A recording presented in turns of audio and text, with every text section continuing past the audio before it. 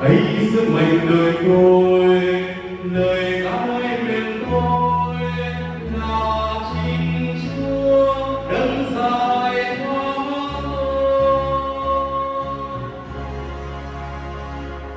Lên muôn lời ca ngợi Chúa, vì danh người ca ngợi. Chúa ơi vì thiên Ngài đã quang trình nay hiển Thiên Chúa của